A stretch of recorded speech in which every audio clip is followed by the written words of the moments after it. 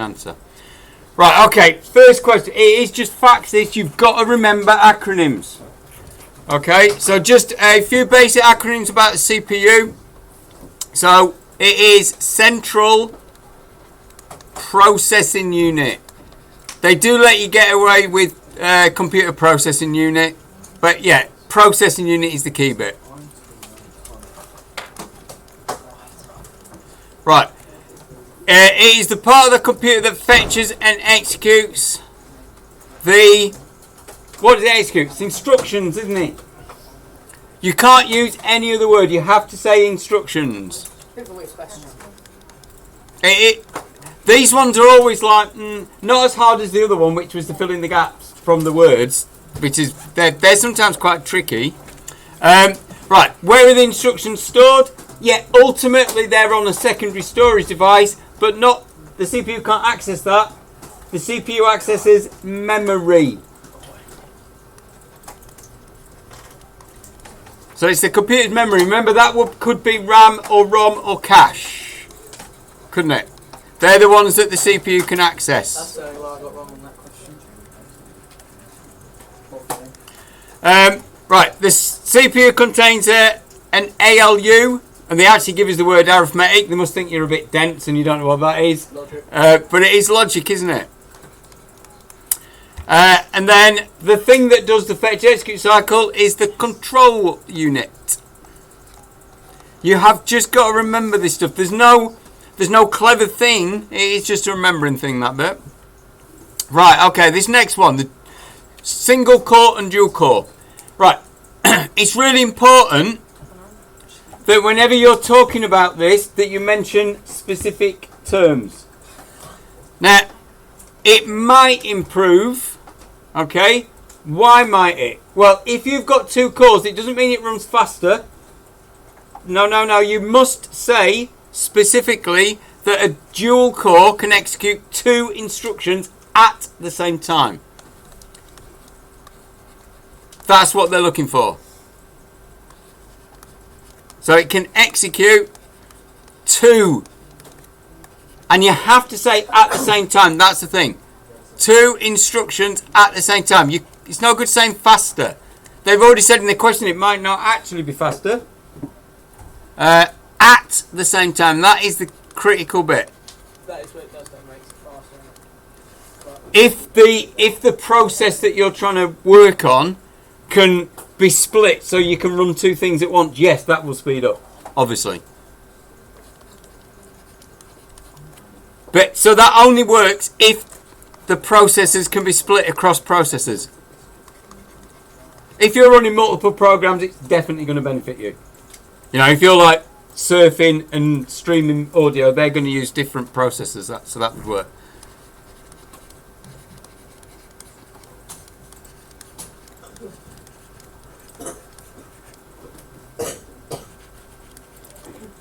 Yeah.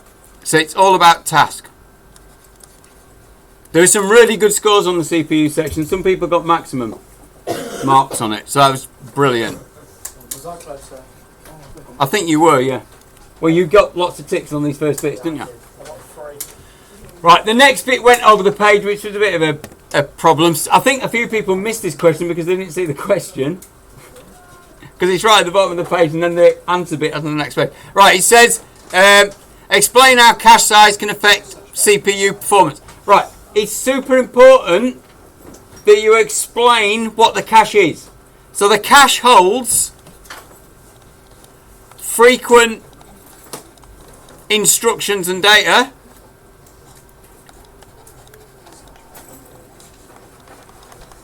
I'm weirdly trying to write on that line that's curved, which is very bizarre.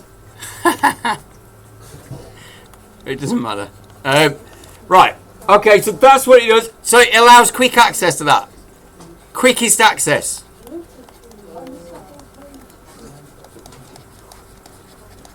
So the more cache we've got... Right, so the quickest access is what cache is. So if you've got more, that means you've got quick access to more code and data. So the more cache... the more code and data that you've got access to quickly.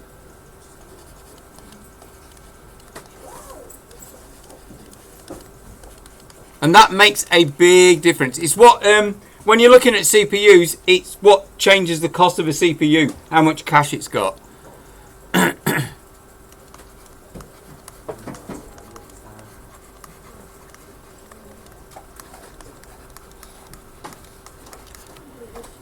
Right, the next one was a bit hit and miss. Some people nailed this, some people skipped it. And really, this is the easiest question on the CPU stuff.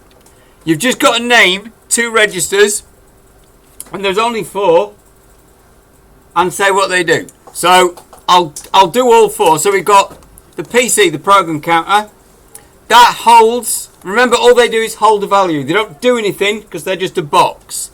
They're registers. So it just holds the address of the next instruction to execute. That's all you had to write, and that was 2 marks. When we want to access memory, we put a value in the memory address register, and that just selects a location. What's the MAR stand for? Memory address register. So that selects a location or an address to read or write from.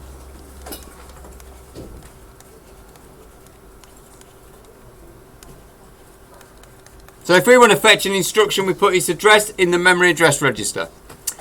When we do a read, the data arrives at the memory data register. So this just holds data that arrives at the CPU. So that could be instructions.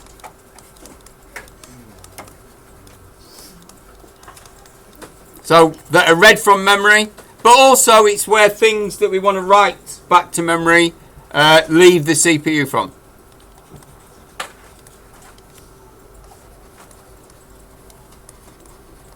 Or values that we want to write to memory. Because that's connected to the data bus.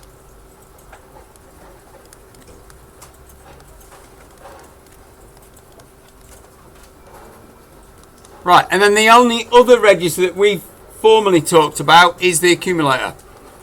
The accumulator holds results of calculations for the ALU.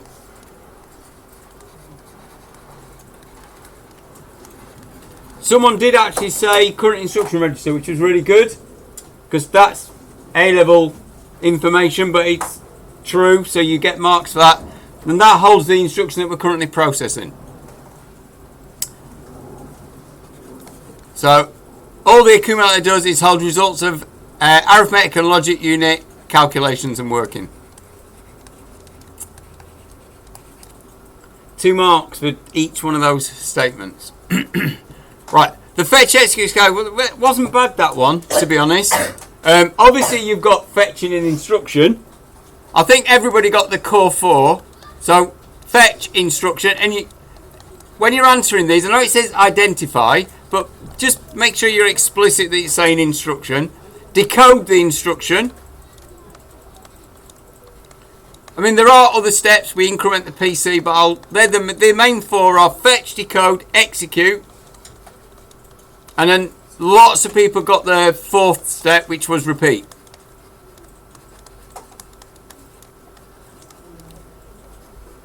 But bonus ones you could have had, you've got increment program counter.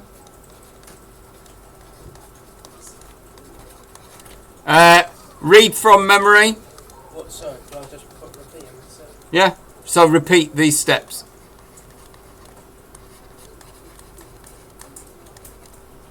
Read from memory.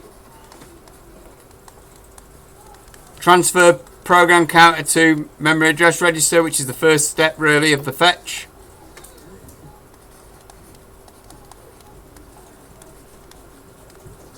Okay. Right, moving on.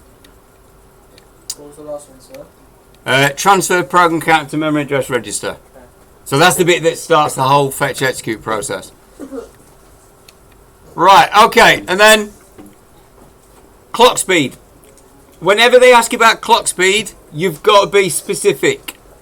Okay, so for one thing, you've got to remember what gigahertz means. Okay, remember gigahertz is billion. Billion hertz. So that is, and there was something, I can't remember what it was now, but they were saying like, the clock attacks the control unit or something, because I've said like it gives it a kick up the backside to get on with the next thing. Obviously don't say that in the exam, I'm just doing that to make it a funny illustration. Obviously you remembered it, so it worked, but we just need to word it better. Right, remember what the clock does. It is the thing that governs how quick the fetch execute cycle works. So it gets the control unit to perform the fetch execute cycle. But whenever you're asked about the clock, you've got to talk about what the hertz bit means. So the speed the clock was working at. Yeah, with that. So what you must say is that is performed. So in this case, you're going to say, so that's 3.8 billion times per second. Okay, so we perform a fetch execute cycle at the speed that the clock is set to. So we execute instructions at the speed. It's strictly that's not true. Depends what the CPU is. Some CPUs, yes, they will execute an instruction in the clock cycle. Is what? CU or CPU? That says control unit. So it is CU. So that's 3.8 billion times per second. The clock triggers, which says to the control unit, get on with the next thing. Right, so this next bit about embedded systems, these can sometimes be quite confusing. You've got to do a process of elimination. Right, so embedded systems have limited something. Right, so looking at all those, it's obviously not washing machine, larger, smaller, because that's not a thing. It's not necessarily got a limited processor, but it's the functions. Limited functions. They're designed to control a device, aren't they? So they don't have wide-ranging functions. They're often built into, and then we want a device. There's only one device there, and that's washing machine. So systems are blah, blah, blah. Right, so I might put washing machine there, because it's a machine, but that actually says machine. So that would be weird to say washing machine, machine. So it can't be that. So I'm doing it through process of elimination. So an embedded system is part of another device. The other device is normally bigger. If you always think back to a printer, there's a computer in there, but the printer's bigger than the computer, so it's going to be larger. Quite a few people put smaller. I don't know whether they like misrepresented it. They got the right idea, but they just got it the wrong way around. So two examples. So we're looking in this list for examples here. Something in a car. Well, I can't see anything there other than lights. The other one. Washing machine. Yeah, the washing machine is the only other device, I think. A few people put actuator. What is an actuator? It's something that causes movement. So if you had a window opener, that would have an actuator, an arm that moved. That would open the window. So that's a control device, not a machine. Okay. I've put a washing there instead of washing machine. You know what I mean? Didn't want to put it out. Weird. That is very strange. So that's short for washing machine.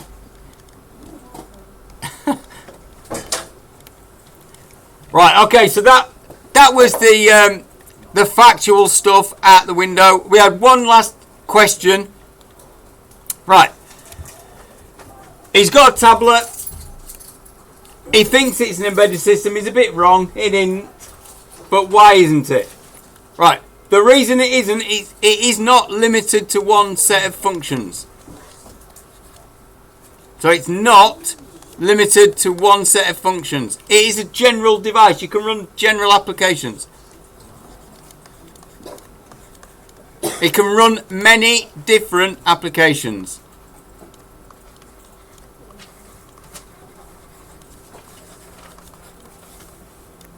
Which effectively makes it a general purpose computer. Which is the opposite of an embedded system. So he is plain wrong.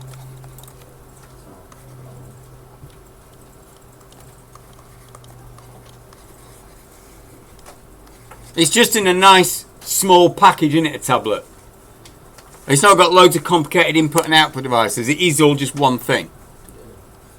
But that doesn't stop it being a general computing device. I mean, you can attach Bluetooth stuff to them, can't you? So you can actually turn them into a full-fledged computer if you wanted.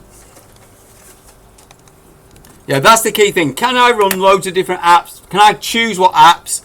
If I can choose the apps, then there ain't no embedded system. Generally.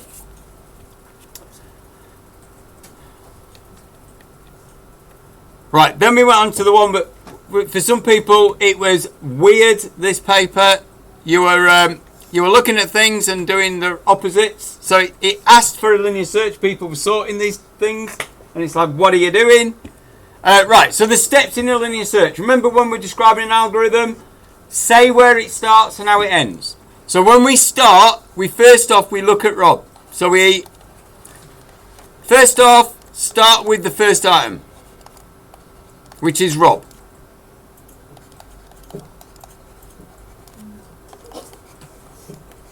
We check to see if it's what we want. So Rob isn't who we're looking for, Anna. So Rob is not Anna, so we then move to the next item.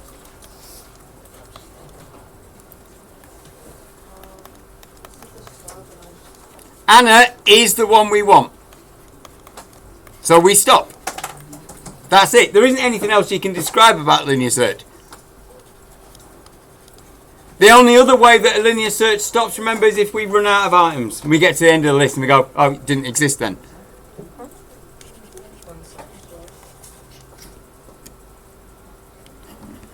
So how does it start? What's the process? How does it end? 4 easy marks.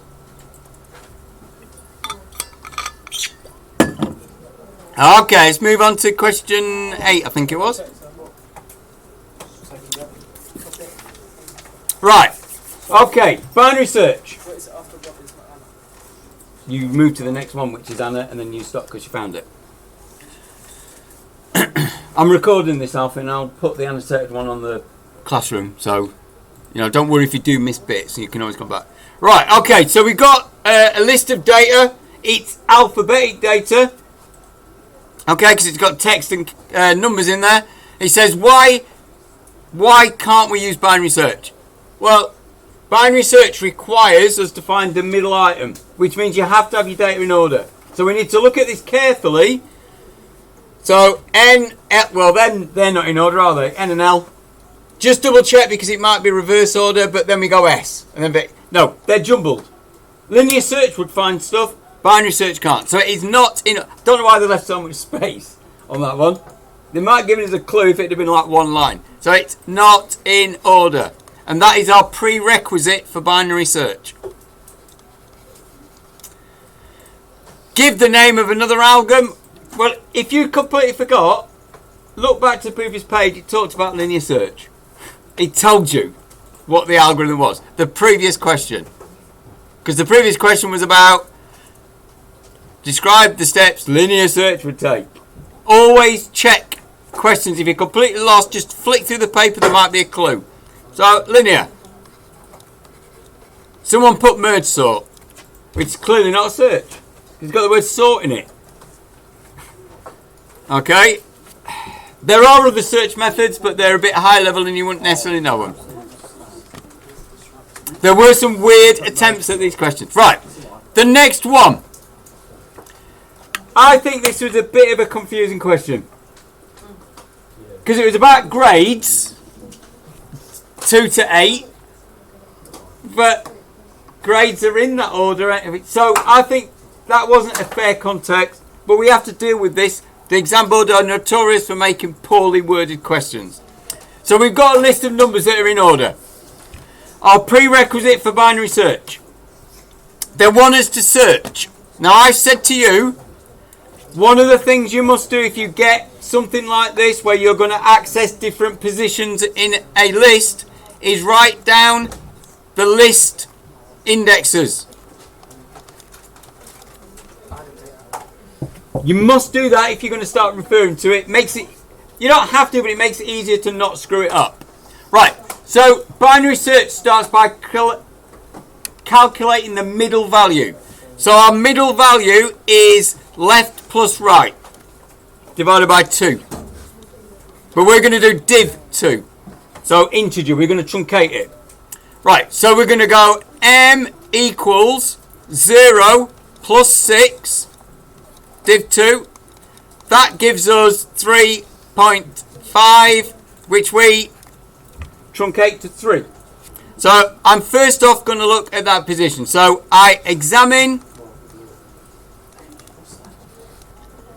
item at 3, which is 5. So 5 is not equal to 7, because we're looking for 7 to see if they've got a 7 in their grade list. So what we do is we discard. We do not want any of these items. So this lot gets discarded.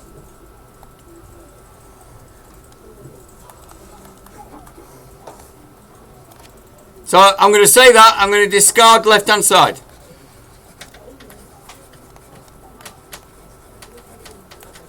Now some people did write what was left. So that would be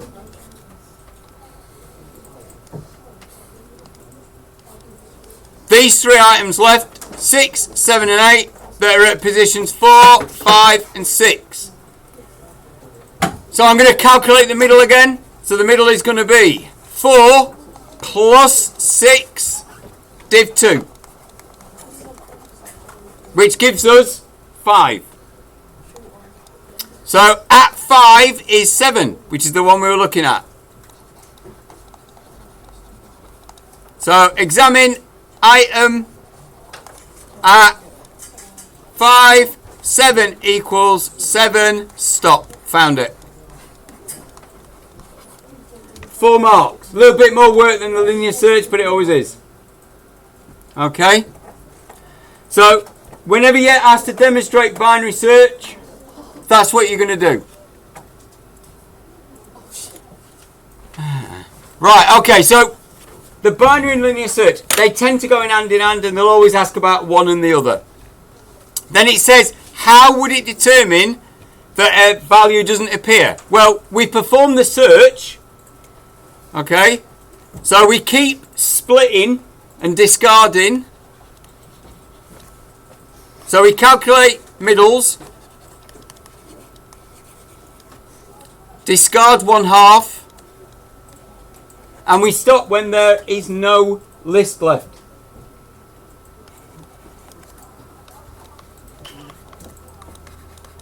Stop when there's no more list to explore.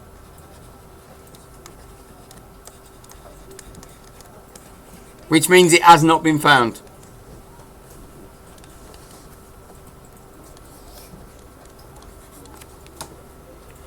There isn't really much. You can say that the left and right pointers switch positions, so the left pointer ends up on the right. That's one way we can detect that. Or you can say the left and right pointers become equal. If the item at that position isn't there, you off. Right. Isn't there, then that's it. No more list. But yeah, keep it simple if you get asked that question. There's not too much you can say. Right, one advantage, it's quicker. Cheers. Yeah, see you later. Good luck. Which bit? We calculate the middles and we keep throwing away half the list. And when we get down to there's no more list left, then...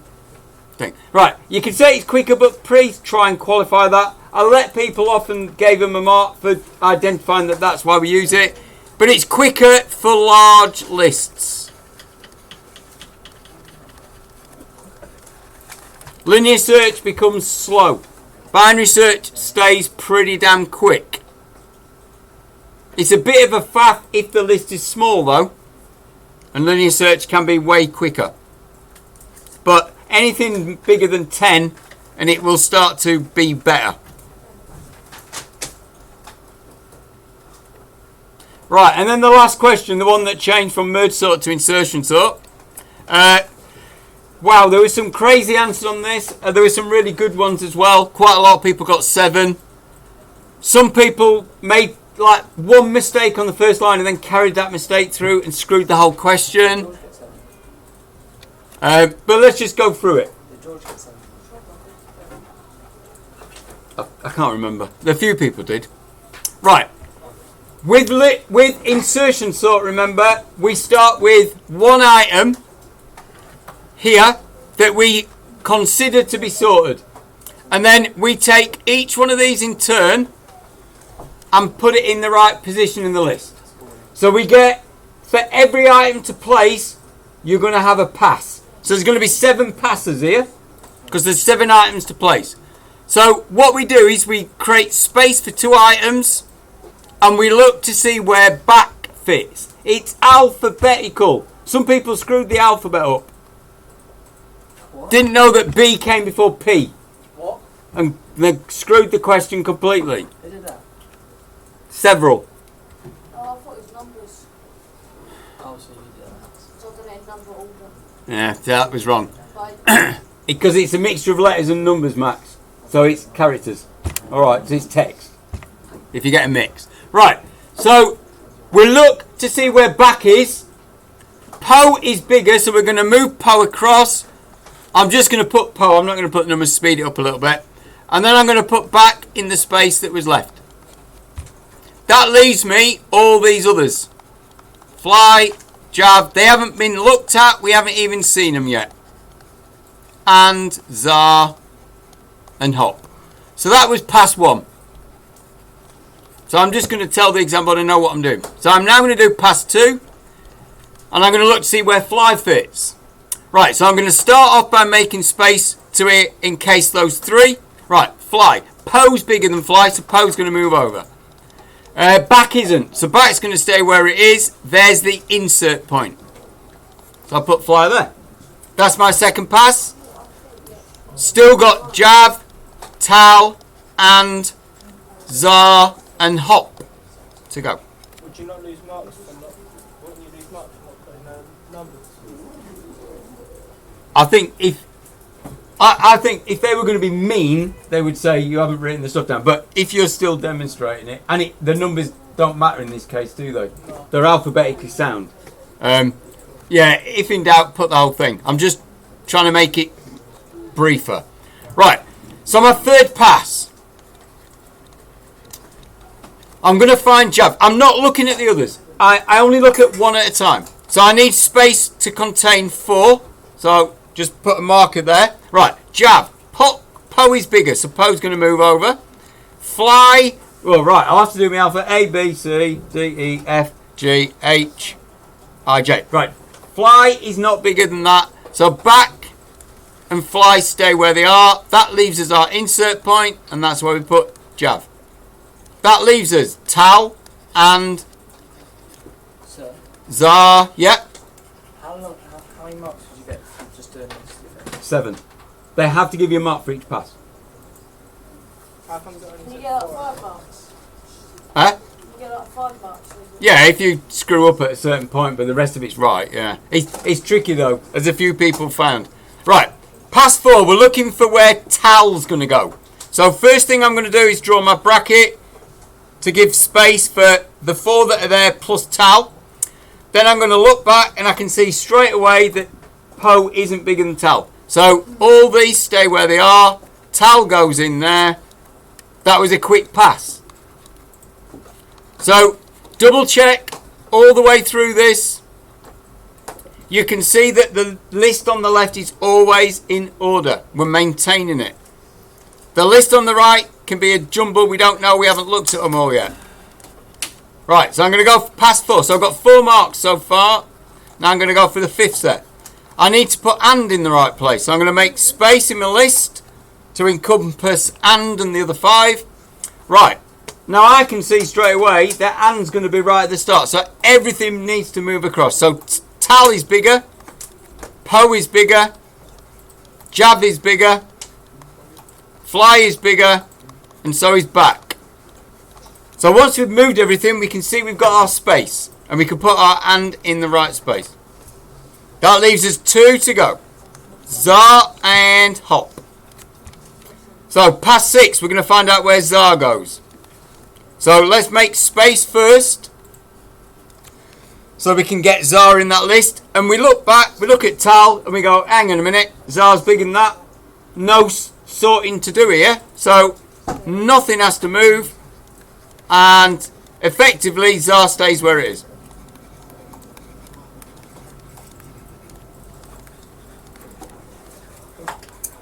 Right, so the last one to put in on the 7th pass is hop. So I'm going to make space for everything. Right, and I'm going to look back, so I'm going to say zap, that's bigger, so that needs to move over. Tal, that's bigger, that needs to move over.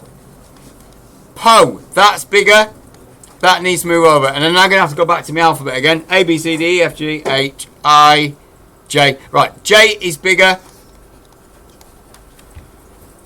A, B, C, D, E, F. No, F isn't. So fly stays where it is.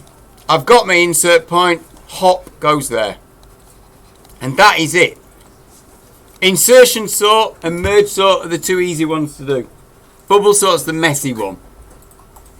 Okay. And that was it. Right, I'm going to stop the recording.